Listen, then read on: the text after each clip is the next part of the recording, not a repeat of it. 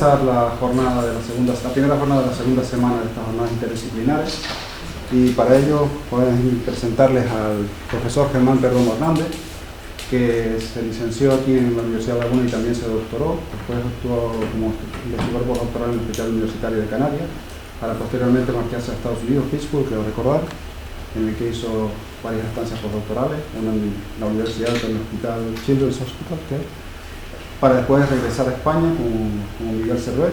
Después estuvo en la Universidad de Cádiz, después en la Universidad de Burgos y finalmente como investigador titular en el Consejo en Valladolid, en el Instituto, el Consejo Superior de Investigación, Instituto, creo recordar, de Biomedicina Genética Molecular. Tiene un amplio currículum en cuanto a publicaciones relevantes y de impacto. Destacan sus 4 artículos en el Journal de SIL y muchos artículos en revistas del primer cuartil de las revistas, significa de impacto alto. Y eso lo decimos simplemente para conocer el perfil de los problemas que le interesan a la persona que va a dar la charla hoy, y están todos centrados en la temática que tiene en el título, que es la problemática en torno a la diabetes, los orígenes, cómo se trata y cómo se puede solventar los problemas sociales que provoca la diabetes. Y todo esto nos va a ilustrar hoy el profesor Germán. Espero que les guste la charla y sí que les animo a hacer todas las preguntas que consideren pertinentes. Y suelo decirle a mis alumnos que recuerden que no hay preguntas estúpidas, sino respuestas estúpidas. Con lo cual, pregunten todo lo que quieran, que todos aprenderemos de las preguntas que hagan y de las respuestas que obtengamos. Sin más dilación, te cedo la palabra, Germán, y te agradezco en nombre de las 3 academias que hayas gentilmente aceptado venir a ilustrarnos con tu conocimiento. Muy bien, muchas gracias. Muchas gracias. Sí. Muy bien, buenas tardes. En primer lugar, mis primeras palabras quieren ser de un enorme agradecimiento a la Real Academia de las Ciencias Canarias por esta invitación, por esta acogida tan cálida que he tenido aquí. Y para mí es un honor estar aquí hoy compartiendo estos momentos con ustedes, y también es un enorme placer. Yo quisiera esta tarde, en este ratito que vamos a compartir juntos, los quisiera invitar a hacer un viaje apasionante a través de la ciencia que se ha hecho en el último siglo para tratar de dar respuestas a una enfermedad como es la diabetes. Así que me gustaría llevarlos de la mano e introducirlos en este recorrido desde la insulina hasta la medicina de precisión. No tengo ningún conflicto de interés que declarar. Así que la diabetes es una enfermedad que ya no es una enfermedad de los Estados Unidos, de los americanos, porque comen muy mal y son muy sedentarios. Es una enfermedad que afecta a todo el mundo. Fijaros en África, por ejemplo, cuántos millones de diabéticos hay. Un continente tradicionalmente que ha sido considerado por la hambruna, la desnutrición, etc. Y para el 2050 se espera que esa cifra crezca prácticamente en un 150%. En Europa ya tenemos más diabéticos que en Estados Unidos. Y hay una enorme preocupación por todo lo que es África del Norte, Oriente Medio y los países asiáticos, por la cantidad de millones de personas que sufren esta enfermedad. 2/3 partes de los diabéticos mundiales están en esta zona del planeta. Estamos hablando de casi 600 millones de diabéticos en el mundo, y para el 2050, que está a la vuelta de la esquina, hablamos de casi 900 millones de personas. Pero estas son cifras que no nos caben en la cabeza, porque más allá de nuestro salario mensual o quizás de nuestra pensión, son números que no podemos manejar. Pero si yo les digo que 1 de cada 10 personas en el mundo sufre diabetes, y en España es peor todavía, porque 1 de cada 7 personas sufre diabetes, y la mitad no lo sabe, estamos hablando de una realidad asombrosa. En España, el 7% de los presupuestos generales del Estado se dedica anualmente a esta enfermedad. Pero los números, las cifras son muy frías, y lo más importante son las personas. Y cada 5 segundos en el mundo fallece una persona por diabetes. La importancia de esta enfermedad ha llevado a que la Agenda 2030 se plantee muy seriamente qué hacer con lo que ya está definido como una epidemia del siglo XXI. Y ha establecido el siguiente reto: disminuir en 1/3 la mortalidad por esta enfermedad. ¿Y cómo va a conseguirse eso de aquí al 2030? Bueno, pues con 3 pilares, 3 ejes fundamentales: la prevención, el diagnóstico y el tratamiento. En este viaje que yo les invito a hacer conmigo, vamos a hablar fundamentalmente del tratamiento. ¿Pero qué es la diabetes? Bueno, la gente normalmente dice, es que el médico me ha dicho que tengo el azúcar un poco alta. La diabetes es un problema muy interesante desde el punto de vista científico y que consiste fundamentalmente en que hay mucha glucosa, mucha azúcar en nuestra sangre. La diabetes es multifactorial, hay muchísimos factores que nos afectan, factores sobre nuestra etnia, nuestro sexo, nuestra edad, nuestros antecedentes familiares, el estilo de vida, la comida, el sedentarismo. Por lo tanto, es una enfermedad muy complicada de entender y muy heterogénea. Cuando yo les digo que la diabetes consiste en que se elevan los niveles de glucosa en sangre, les estoy intentando hablar de que se altera la homeostasis de la glucosa. ¿Y qué es esa palabra de la homeostasis? Yo se lo voy a intentar explicar con un ejemplo bastante sencillo. Imaginemos que tenemos en nuestra casa un sistema que nos permite regular la temperatura de la casa. Y esa regulación está en un controlador que es el termostato, ¿de acuerdo? Y mantenemos esa temperatura siempre a 21 grados, una temperatura de confort, una temperatura óptima. ¿Qué sucede en los días de muchísimo calor en el exterior? Pues vamos al termostato, bajamos la temperatura, enfriamos la casa y conseguimos mantenernos a 21 grados centígrados. Y en los días de mucho frío, pues exactamente igual. Lo que pasa es que subimos el termostato, calentamos la casa y nos mantenemos en esa temperatura estable y óptima. Pues esas fluctuaciones de temperatura entre el frío y el calor para conseguir una temperatura estable, estaríamos hablando de la homeostasis de la temperatura. Pues en nuestro cuerpo también existen sistemas que lo que regulan es la homeostasis de la glucosa. Ese controlador, ese termostato que hay en nuestro cuerpo es el páncreas. Y dentro del páncreas hay unas estructuras tridimensionales de células que se llaman islotes pancreáticos. Lo que están viendo en la imagen es una imagen de microscopía y cada color representa una célula diferente dentro de ese islote. Solo voy a hablar de dos tipos celulares. Los que producen una hormona que se llama insulina, en este caso las células beta pancreáticas, y las células que producen otra hormona que se llama el glucagón, las células alfa pancreáticas.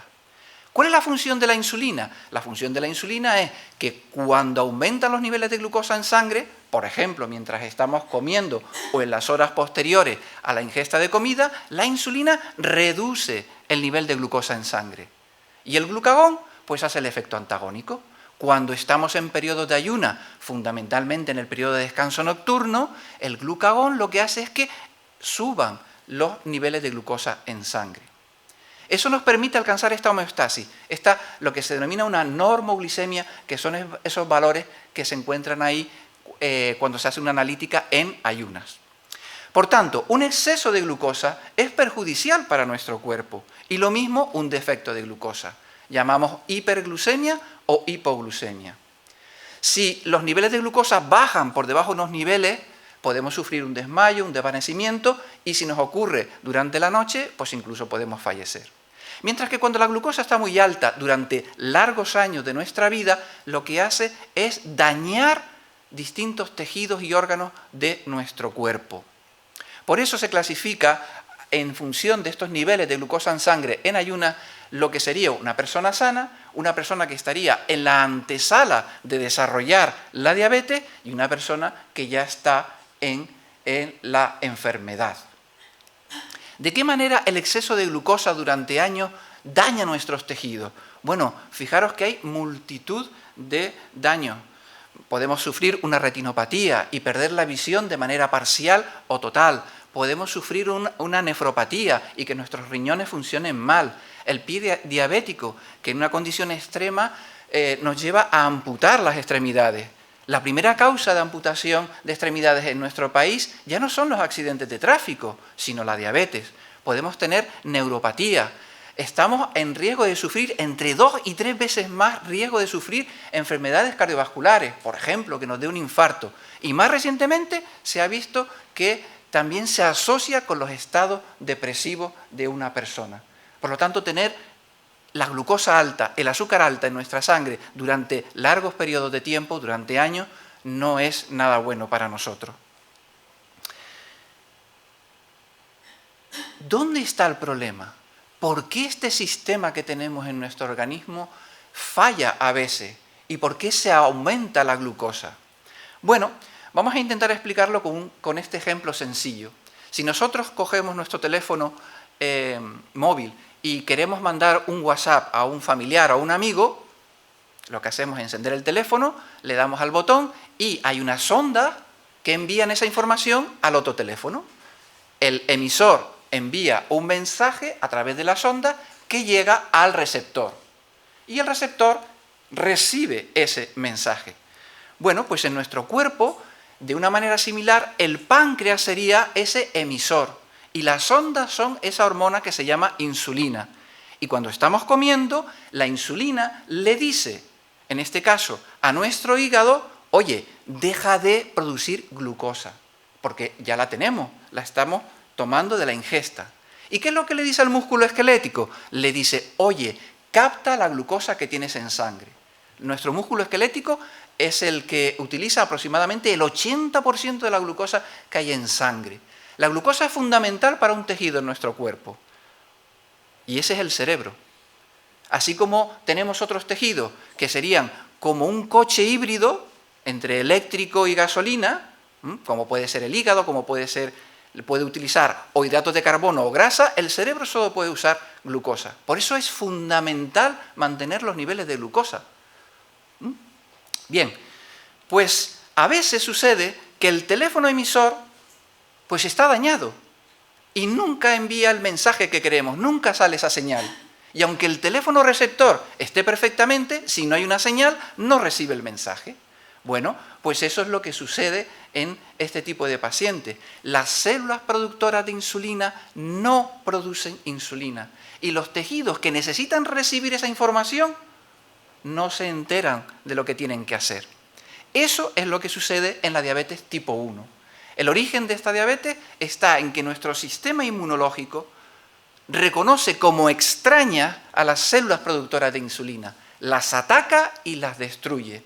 La consecuencia es una producción nula o baja de insulina.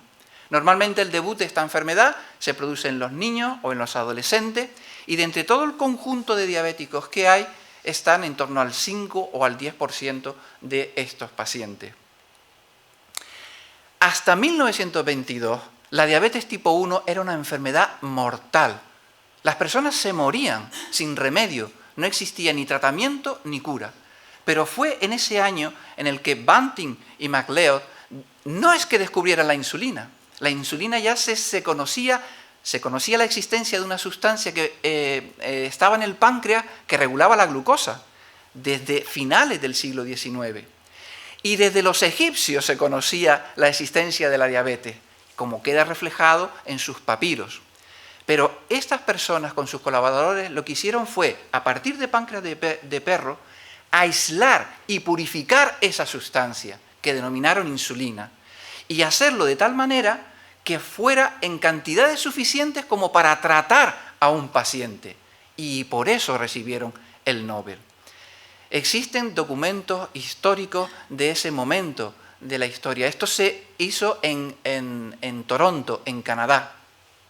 Aquí tenéis en la parte superior izquierda al paciente JL, así es como se le denomina, un año antes y después del tratamiento. Un niño raquítico, prácticamente en los huesos. A su derecha está Teddy Ryder, que fue el primer paciente que recibió la insulina. A pesar de ese vestido de marinerito, se le ve perfectamente como un niño muy desnutrido. Y a la derecha, la foto de este mismo niño tras el tratamiento con su hermana. He traído este testimonio, esta carta que escribió el niño, que dice: querido doctor Banting, me gustaría que vinieras a vernos.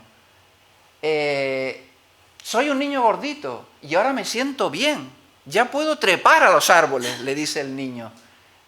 A Margaret, que es su hermana, nos gustaría que vinieras a visitarnos. Con mucho cariño, Teddy. Y así tantos testimonios que se guardan de niños y de adolescentes que en aquella época la insulina les salvó la vida. Esta es una historia maravillosa, el descubrimiento de la insulina. Y además es muy interesante porque Banting, como médico y por su juramento hipocrático, no quiso percibir dinero de la patente de la insulina. Y la Universidad de Toronto vendió la patente a Lilly por el simbólico precio de $1. Banting decía: yo soy médico para salvar vidas, no para hacerme rico. Bien, desde prácticamente ya hace ahora un poquito más de un siglo, los avances científicos desde la insulina han sido monumentales. Quizás para los pacientes pues no son lo suficiente, pero fijaros, desde el 21 en que se producía la insulina, que en ese momento se empezó a aislar del páncreas del ganado vacuno y de los cerdos, durante casi 50 años. ¿Qué sucedía? Pues que esto económicamente era insostenible. Pensemos que para el tratamiento de insulinización de un paciente durante un año se necesitaban 50 cerdos. Y a veces había problemas con los lotes, porque la purificación no era del todo buena y los pacientes sufrían reacciones hipoalérgicas, reacciones de rechazo.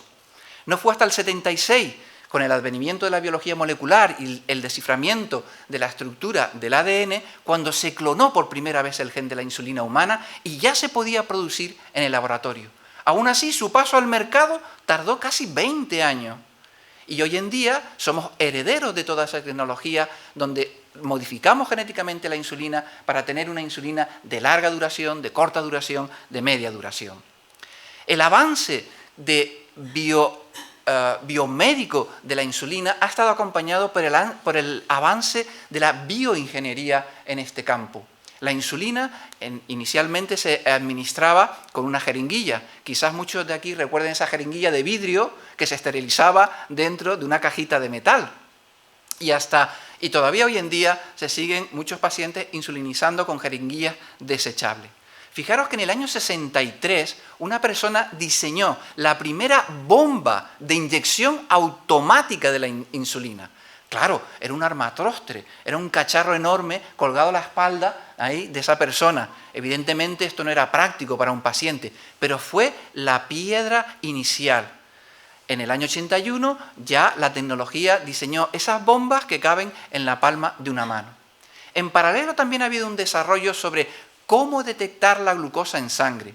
Eso era algo que se sabía hacer desde hacía muchísimos años, pero lo hacían los hospitales y los laboratorios. Y un paciente no podía ir a un hospital a ver cuánta glucosa tenía en sangre para pincharse 3 o 4 veces al día, con lo cual se pinchaban de aquella manera y tenían muchos riesgos de sufrir hipoglucemia.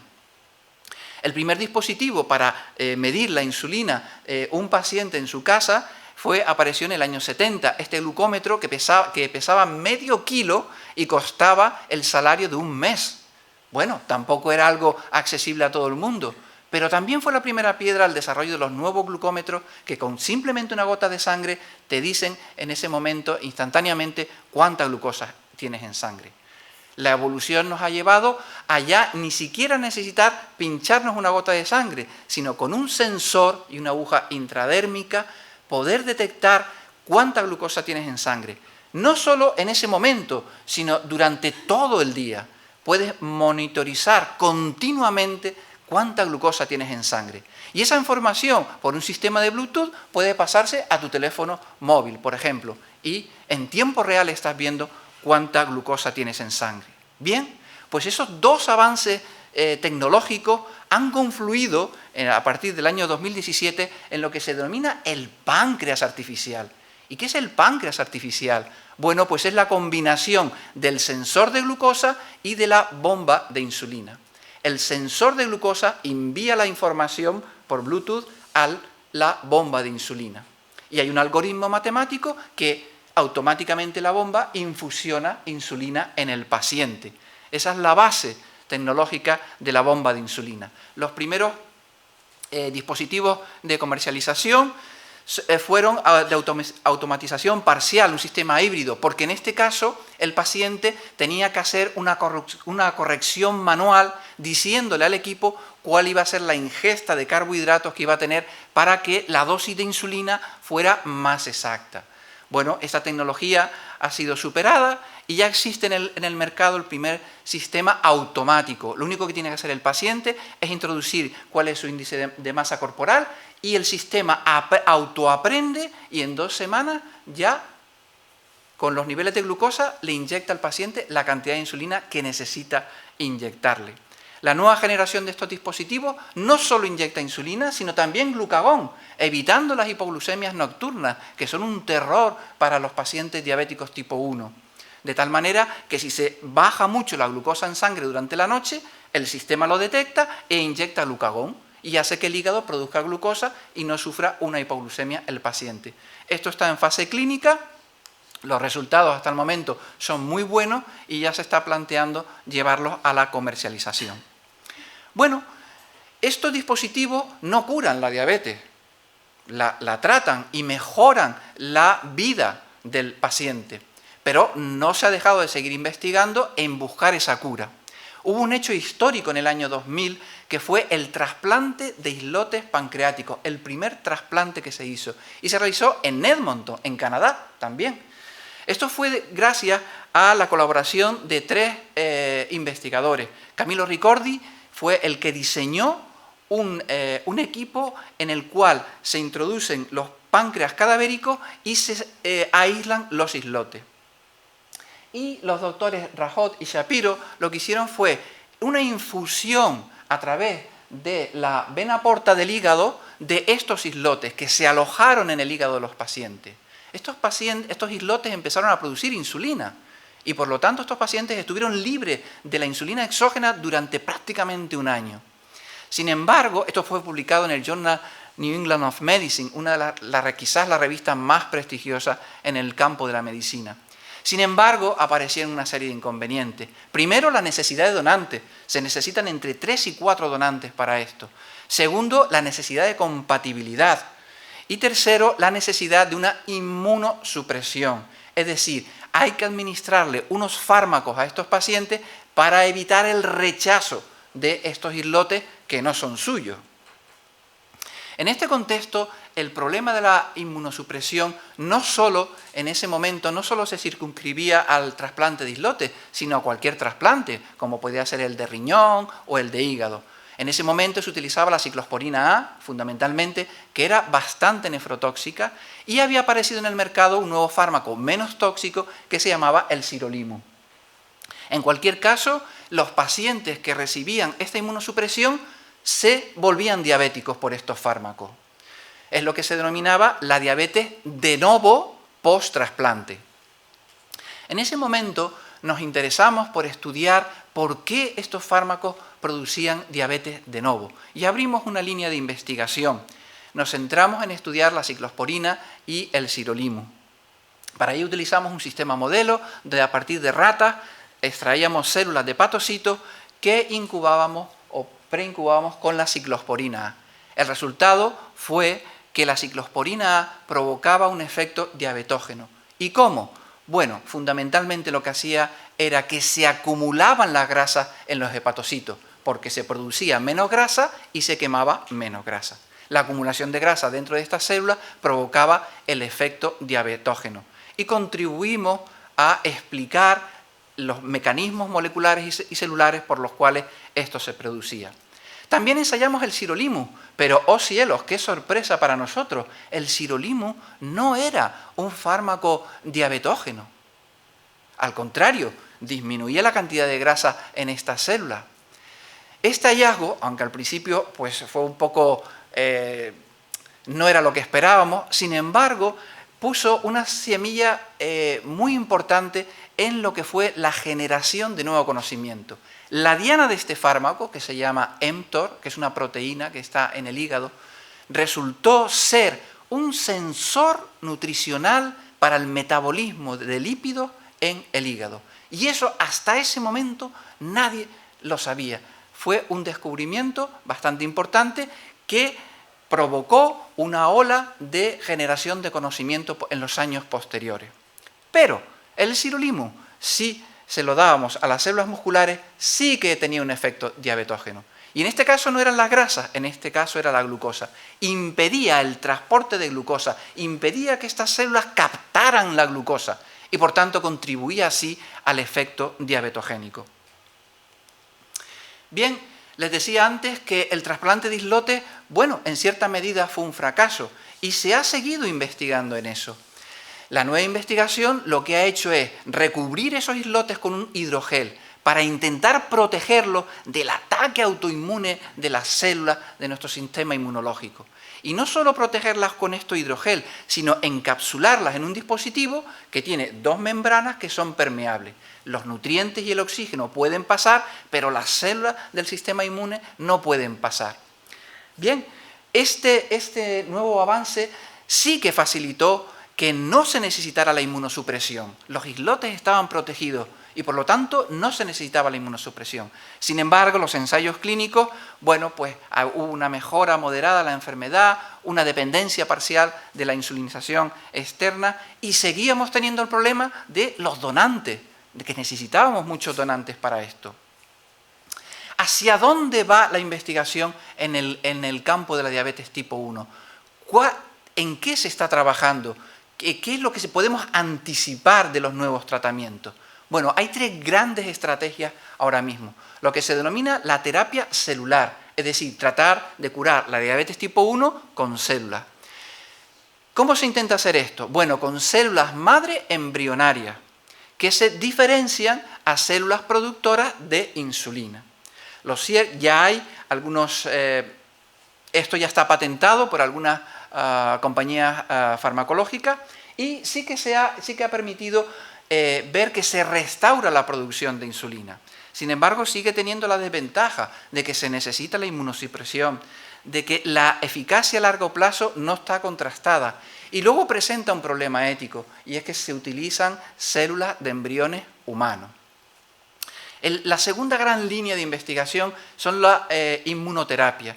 ¿Qué es esto? Bueno, pues básicamente consiste en buscar un fármaco que impida a nuestro sistema inmunológico destruir las células beta pancreáticas.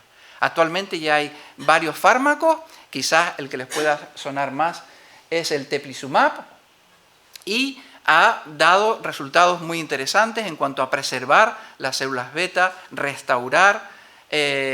retrasar el inicio de la diabetes, prevenir la respuesta del sistema de autoinmune, pero el problema es que estos fármacos no curan la diabetes tipo 1, sino que la previenen. Si tú das estos fármacos a alguien antes de que debute la enfermedad, vas a retrasarla. ¿El problema dónde está? El problema está en conocer quién va a debutar con diabetes tipo 1. Entonces es necesario hacer un cribado en la población con biomarcadores que te permitan a ti anticipar quiénes son los que van a sufrir la enfermedad y por tanto recibir el tratamiento. Y la última estrategia es la terapia génica. ¿En qué consiste esto? Bueno, pues en manipular los genes para curar la diabetes tipo 1. ¿Qué genes? Pues genes en las células beta pancreáticas, que son las que producen insulina, para evitar que las células del sistema inmunológico las destruyan. Esta es una terapia que está mucho más en pañales, mucho más en estados muy iniciales, y lo cierto es que se han agrupado varias empresas farmacéuticas muy potentes que han puesto muchísimo dinero en esto y en los próximos años veremos a dónde lleva esta estrategia. Muy bien, yo les he explicado si el problema está en el teléfono emisor, pero no siempre el problema está en el teléfono emisor. A veces el problema está en el teléfono receptor. Hay señal, pero no se recibe. Es como si estuviéramos fuera de cobertura. Bien, pues eso también pasa en nuestro organismo. A veces el páncreas produce la insulina, se envía la señal, pero los tejidos que tendrían que reconocer esa señal y ejecutar las acciones que les dice esa señal, no lo hacen, como es el hígado y los músculos. Esto es lo que llamamos diabetes tipo 2. Y la causa de la diabetes tipo 2 se denomina la resistencia a la insulina. Creo que es un término fácil de entender. Estos tejidos se resisten a la acción de la hormona, no responden a la hormona.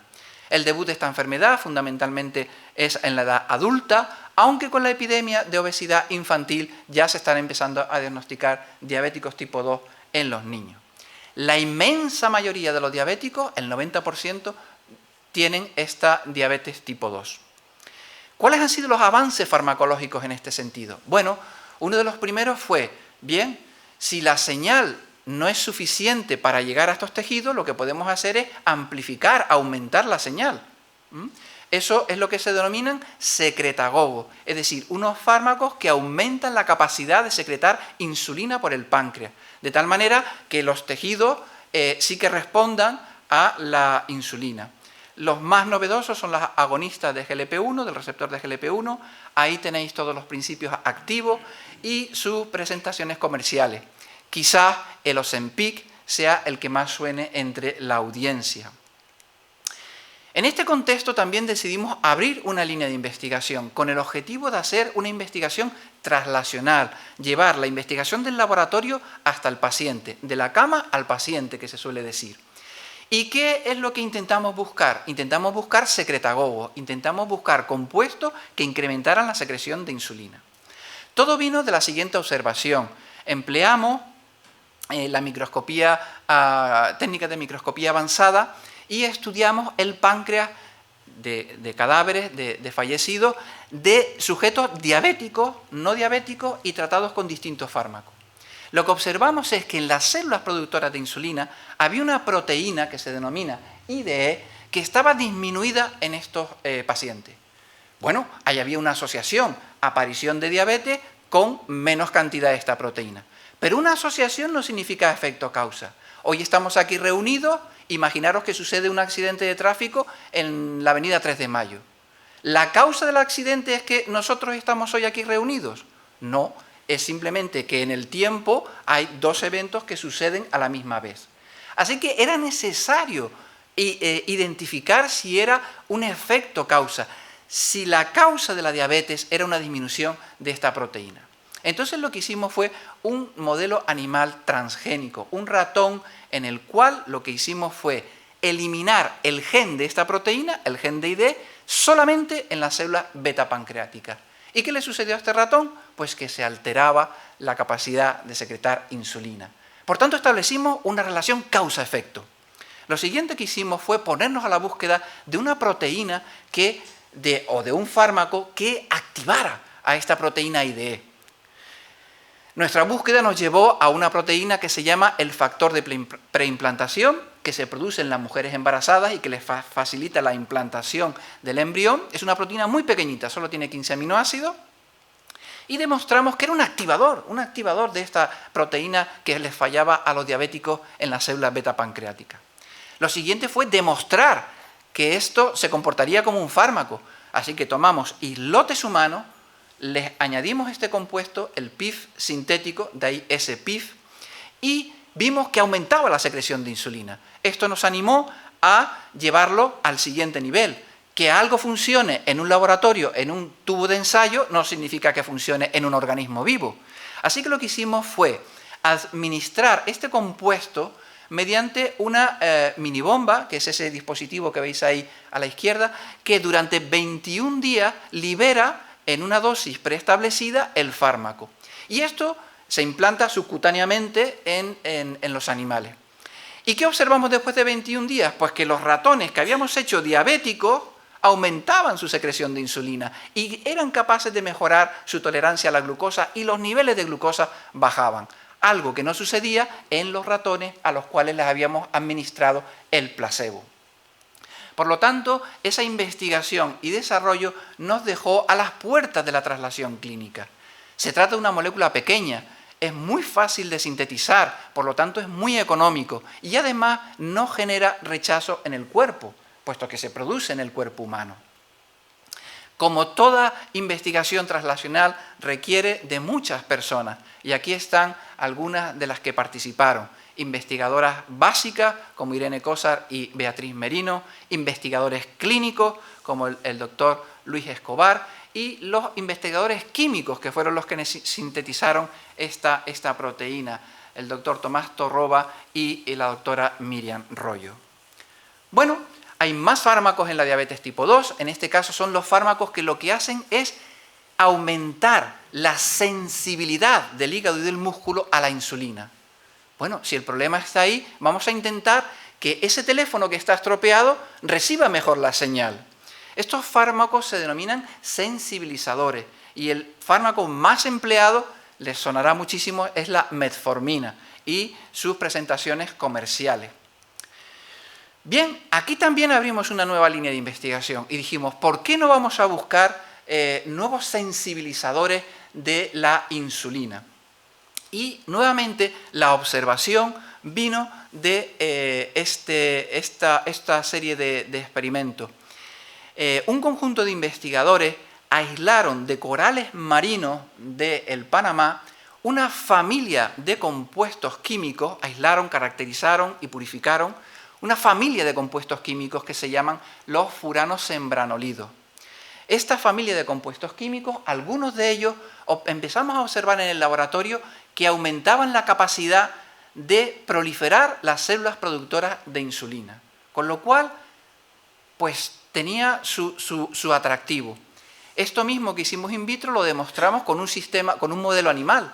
Un ratón diabético tipo 1, le administramos uno de estos compuestos, el epoxipucaloide, y veis en la foto inferior el páncreas del animal, lo que estáis viendo ahí son las células beta pancreáticas, y tras el tratamiento, fijaros la cantidad de células beta pancreáticas que tiene este animal. Ese animal recuperaba la capacidad de producir insulina, mejoraba la glucemia en sangre, y además observamos que estos islotes estaban protegidos frente al daño. Esto nos animó a buscar si entre esta familia de compuestos había alguno que pudiera ser un sensibilizador de la insulina. Así que cogimos un sistema modelo de células, que eran células hepáticas resistentes a la insulina, les dimos el fármaco y, ¡oh cielo!, las células eran capaces ahora de entender lo que les decía la insulina. Se habían sensibilizado, eran capaces de responder a la insulina. Pero como digo, una cosa es hacerlo en un tubo de ensayo y otra cosa es que sea útil en un organismo vivo. Así que volvimos a nuestro modelo animal, le inyectamos el leptolide y vimos que efectivamente la capacidad de sensibilización a la insulina era mayor, los niveles de glucosa bajaban, la tolerancia a la glucosa era mejor frente a aquellos animales que recibían el fármaco placebo. Esto nos dejó en las puertas de la traslación. Estábamos hablando de una molécula pequeña que aumenta la sensibilidad a la insulina, que también aumenta la capacidad de secretar insulina, por lo tanto es una molécula que tiene efectos pluriorgánicos, pero nos encontramos ante la dificultad de sintetizar químicamente esta proteína. No podemos ir a las aguas de Panamá a extraer estos corales porque además son corales protegidos. Bien, también aquí fue necesaria la participación de muchas personas. Entre ellas quiero destacar dos, la doctora Irene Cosar Castellano como investigadora básica y la doctora Ana Raquel Díaz Marrero y Mercedes Cueto Prieto, investigadoras del Consejo Superior de Investigaciones Científicas del Instituto de Productos Naturales y Agrobiología, que está localizado aquí, en La Laguna, que fueron las personas que aislaron estos compuestos, los caracterizaron y los purificaron. Bien, ¿qué más fármacos tenemos para la diabetes tipo 2? Pues tenemos todavía dos más guardados en la chistera del mago. Los inhibidores, las flosinas. Las flosinas son inhibidores de la reabsorción de glucosa en el riñón. Entonces, estos fármacos lo que facilitan es que el paciente diabético excrete el exceso de glucosa en la orina, ¿de acuerdo? Y finalmente, si todos estos fármacos fallan o la combinación de estos fármacos falla, pues siempre tenemos la insulinización. Muchas veces los pacientes diabéticos tipo 2 terminan siendo insulinizados, es decir, tratados de la misma manera que los diabéticos tipo 1. ¿Hacia dónde va el mercado? ¿Hacia dónde van los nuevos avances? Pues os lo voy a explicar con este ejemplo. Si nosotros queremos comer, si nosotros queremos hacer la función de comer, utilizamos 3 utensilios, porque a nadie se le ocurre tomar la sopa con el tenedor y cortar la carne con la cuchara. Así que tenemos 3 utensilios para una misma función. Los suizos, que son muy inteligentes, inventaron la navaja suiza, y en un mismo dispositivo tienen al menos estas 3 funciones. Pues exactamente ese concepto son los nuevos fármacos que hay en diabetes. Es decir, en un mismo fármaco hay 2 principios activos. Se conoce como tiserpatida y el nombre comercial es Mounjaro, que probablemente también les sonará, este fármaco milagroso para adelgazar, y son los agonistas duales de GLP-1 y GIP. Bueno, ¿qué hacen estos fármacos? Hacen muchas cosas. Disminuyen el apetito, disminuye la cantidad de glucosa, disminuye la cantidad de grasa, aumenta que secretes más insulina y disminuye que produzcas el glucagón, que es la hormona que te aumenta la cantidad de glucosa en sangre. Por lo tanto, el efecto global, ¿cuál es? Un muy buen control glicémico y además una pérdida de peso del paciente. Actualmente, ya en fases preclínicas, se están ensayando fármacos que no llevan 2 principios activos, sino 3 y hasta 5 principios activos. Algunos de ellos funcionan bastante bien en el entorno preclínico, es decir, de modelos animales de diabetes. Pero es posible que en el futuro hayan fármacos mucho mejores, multifuncionales, multiorgánicos. Un aspecto de la innovación en la investigación en diabetes, de entre todos los aspectos que les podría traer hoy, solo quiero traerles a colación el desarrollo de organoides. ¿Y qué es un organoide? Pues un organoide es un órgano en miniatura, un órgano en pequeñito. ¿Y eso se puede hacer? Bueno, pues sí, podemos aislar células de la piel o de la grasa, con lo cual no hay ningún problema ético y no es algo invasivo. Esas células en el laboratorio las podemos cultivar y diferenciarlas, llevarlas a distintos tipos celulares. Lo que era un fibroblasto lo podemos convertir en una célula beta, en una célula alfa, etc. De tal manera que podemos generar un pequeño órgano, un pequeño islote, que además tiene una estructura tridimensional. Y eso es lo que se denomina un organoide. Bueno, muy bien, muy bonito. ¿Y qué hacemos con un organoide? Bueno, pues por ejemplo, podemos modificar por manipulación genética las células o alguna de las células que componen el organoide. Y ahora coger ese organoide y trasplantarlo a un ratón. ¿Qué conseguimos? Pues lo que se denomina un ratón humanizado, es decir, un ratón que tiene algo muy similar a lo que es un islote pancreático humano. Claro, éticamente, en una persona tú no puedes hacer una serie de procesos experimentales, pero en un ratón sí. Y si tienes un ratón que tiene un páncreas muy similar a lo que es un páncreas humano, es un avance enorme para lo que es generar conocimiento. Pero también podemos hacer otras cosas con estos organoides. Por ejemplo, podemos sacar esta célula de un paciente concreto, generar un organoide propio de este paciente y ensayar distintos fármacos. Y antes de administrar los fármacos en error-ensayo, podemos determinar cuáles de ellos van a ser los mejores fármacos para el paciente. También podemos utilizar los organoides para hacer organoides de riñón, de retina o de corazón. ¿Y qué podríamos estudiar con eso? Pues podríamos tener unos sistemas modelo que, para estudiar la nefropatía, la retinopatía o la cardiomiopatía, que es bastante difícil. No puedes ir a un paciente y experimentar con su retina, a ver si se la curas o no, o por qué está así de dañada. Por lo tanto, los organoides tienen un gran potencial a la hora de la investigación y a la hora de buscar nuevos tratamientos farmacológicos. Y en este viaje que hemos hecho, desde la insulina, yo les decía que íbamos a terminar con la medicina de precisión. ¿Qué es la medicina de precisión? Bueno, es un enfoque innovador que lo que busca es ajustar los tratamientos y procedimientos diagnósticos de manera personalizada. En 4 palabras, el diagnóstico correcto, el tratamiento correcto, en el paciente adecuado y en el momento adecuado. Eso es la medicina de precisión. Dicho así, parece bastante sencillo y muy atractivo, pero tiene su complejidad, obviamente. La medicina actual lo que hace es tratar a una población general, pero esa población no es homogénea. Distinto sexo, distinta edad, distinta composición genética, distinto estilo de vida. Entonces la medicina actual, que es muy buena y hace grandes cosas, tratan al paciente promedio. ¿Con qué? Con un tratamiento estándar. ¿Y qué es lo que sucede a veces? Bueno, pues que hay un subgrupo dentro de esa población a la cual el fármaco le mejora, pero hay otro subgrupo a la cual el fármaco no le hace nada. Y puede incluso haber un subgrupo al cual el fármaco le produce efectos secundarios. Y no se sabe hasta que comienzas a administrar el fármaco. ¿En qué se diferencia esto de la medicina de precisión? Bueno, la medicina de precisión lo que busca es información de la heterogeneidad de la población que vas a tratar. ¿Qué información? Marcadores, biomarcadores de DNA, de marcadores sanguíneos, del estilo de vida, de la historial clínico. Es decir, una cantidad de información ingente que puedes tener de esa población. Con la ayuda de la inteligencia artificial se pueden analizar esos datos. ¿Y qué se consigue? Pues se consiguen tratamientos personalizados.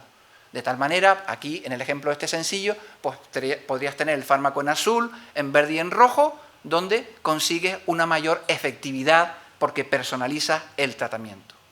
¿Esto es ciencia ficción en el mundo de la diabetes? No, no es ciencia ficción.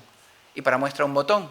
Eso fue un ensayo, un estudio que se hizo en Suecia con casi 9.000 pacientes. Lo que hicieron fue recoger una cantidad ingente de datos de 9.000 pacientes. Los analizaron con la ayuda de la inteligencia artificial y hicieron 4 subgrupos de diabéticos. Fijaros lo que les apareció. Les apareció este subgrupo donde aparecía una diabetes grave. Eran personas jóvenes, sin obesidad, pero que no producían insulina y no tenían anticuerpos, es decir, no eran diabéticos tipo 1. Bueno, el mejor tratamiento, y además estaban en riesgo de tener una retinopatía por la insulinodeficiencia. ¿Cuál era el tratamiento óptimo para estos pacientes, para este subgrupo de pacientes? Bueno, pues insulinizarlo. El segundo subgrupo de pacientes fueron aquellos que también tenían una diabetes grave. Se trataba de personas con sobrepeso, no obesas, sino con sobrepeso, con una enorme resistencia a la insulina y con un mayor riesgo de sufrir una insuficiencia renal y cardiovascular.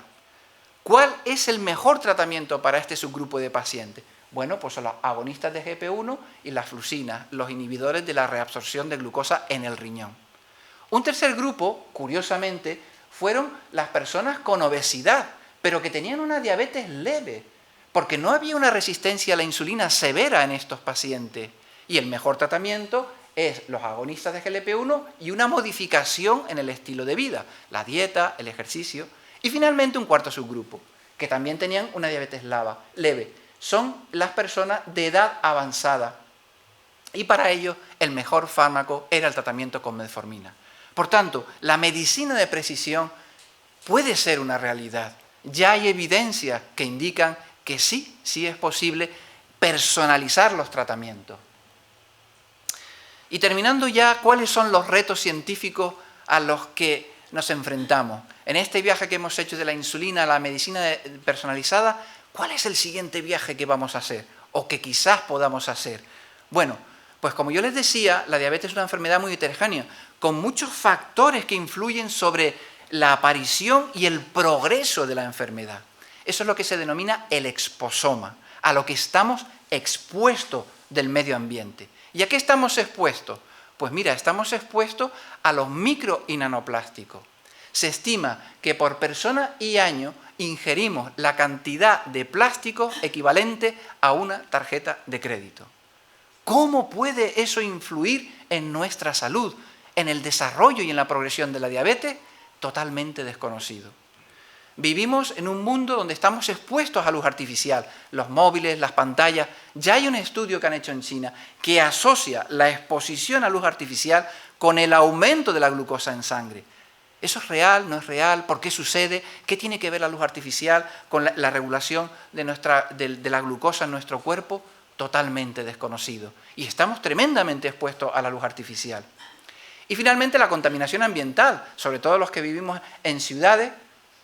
Algunos lo tienen peor, que viven en ciudades mucho más grandes y mucho más contaminadas. Pero fijaros que desde la revolución industrial se han producido más de 350.000 moléculas nuevas que están en el ambiente y que antes no se conocían. Y que la evolución del ser humano de millones de años de repente se encuentra expuesto a más de 350.000 moléculas nuevas. No tenemos ni idea de lo que nos hacen esas moléculas. Y muchas de ellas forman parte de los contaminantes y de la polución ambiental. Me gustaría simplemente indicarles que un conjunto de investigadores del Consejo Superior de Investigaciones Científicas realizamos un informe, el informe Ciencia para las Políticas Públicas, en las que tratamos de las enfermedades metabólicas, las epidemias del siglo XXI, la diabetes, la obesidad y la enfermedad cardiovascular. Este informe está dirigido a la sociedad, a la industria y a los decisores políticos. Está escrito de manera divulgativa, cualquier persona puede fácilmente entender el informe. La primera parte se introduce la importancia de estas enfermedades, la segunda parte es la investigación que se hace en el CSIC en cuanto a estas enfermedades, y la tercera parte son recomendaciones a la sociedad, a la industria y a los decisores políticos para que tomen acciones frente a estas 3 epidemias de este siglo XXI. Ese informe de Ciencia para las Políticas Públicas sirvió como revulsivo dentro de nuestra institución para formar la primera red nacional de investigadores dedicados a estudiar estas enfermedades. Esa red de enfermedades metabólicas o una conexión de enfermedades metabólicas que se conoce como COMETA. Tengo algunos ejemplares de ese informe para quien lo desee. Es un informe gratuito, nosotros no nos llevamos nada en esto, no tenemos comisión, no vamos a ganar dinero, y es totalmente gratuito, se puede descargar de la web del CSIC. Aquí tengo también algunas especies de flyers con un QR para quien quiera descargárselo totalmente gratuito. Bueno, quisiera finalizar de la misma manera que empecé, y es con un profundo agradecimiento, en este caso a tantas y tantas personas que durante estos años nos han ayudado en esta investigación. Como muestra, este conjunto de personas que han participado en los últimos 10 años.